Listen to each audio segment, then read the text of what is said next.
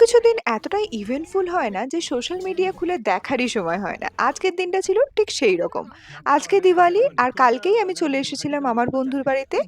তো সেখানেই আমি আমার দিওয়ালিটা কাটাচ্ছি। পেট পুরো ব্রেকফাস্ট করার পরে আমরা ডিসাইড করলাম আজ আমরা মাটন খাবো। মাটন আর পোলাও এই হবে আমাদের লাঞ্চের মেনু। কোথাও মাটন খুঁজে না পেয়ে ১ থেকে ২ কিলোমিটার ট্রাভেল করে আমরা লাস্টে লিশিয়াস থেকে মাটন কিনে বাড়ি ফিরলাম। এরপর এসে গেছিলাম আমি আমার বাড়িতে। বাড়িটা একটু ডেকোরেট করে আবার একটু দিয়া দিয়েছিলাম। কারণ আজকে দিওয়ালি বলে কথা, বাড়িটাকে অন্ধকার রাখা উচিত না।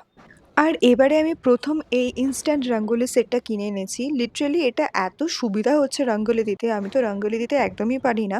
তো এটাতে জাস্ট কালার ভরে দিলেই রঙ্গোলি হয়ে যায় অ্যান্ড ইটস অ্যামেজিং। ডেকোরেশনের পার্ট ডান।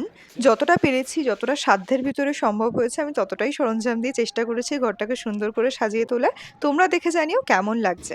এরপর আমার ডেকোরেশন কমপ্লিট হলে আবার চলে গেছিলাম আমি আমার ফ্রেন্ডের সোসাইটিতে এবং সেখানে দিওয়ালিটা এনজয় করছিলাম। সবাই ওখানে বাজি ফাটাচ্ছিল কিন্তু আমি যেহেতু বাজিতে একটু ভয়ই পাই এবং টু বি ভেরি ফ্র্যাঙ্ক আমার বাজির আওয়াজটা একদম ভালো লাগে না। তাই জন্য আমি কয়েকটা বাজি ফাটিয়েছিলাম এবং তারপরে আমরা চলে গেলাম ঠাকুর দেখতে। ব্যাঙ্গালোরের অনেক জায়গাতেই কালী ঠাকুরের পুজো হয় আর আমরা ভেবেছিলাম যে আজকে রাত জেগে কালী ঠাকুরেরই পুজো দেখব। আর সেখানেই একটা প্যান্ডেলে আমরা খিচুড়ি ভোগও পেয়ে গেলাম। ভোগ অলওয়েজ অমৃতই হয়। আর সুন্দর করে পেট পুড়ে আমরা ভোগ খেয়ে ফিরে আসলাম আবার ওদেরই সোসাইটিতে, কারণ সারা রাত আমরা ওখানেই মজা করে কাটিয়েছি। সত্যি বলতে এমন দিওয়ালি আমি কলকাতাতেও এত এনজয় করে কাটাইনি। এটা আমার ফার্স্ট দিওয়ালি যেটা আমার প্রচণ্ড ভালো কাটলো। তোমরা বলো তো তোমাদের দিওয়ালি কেমন কাটলো?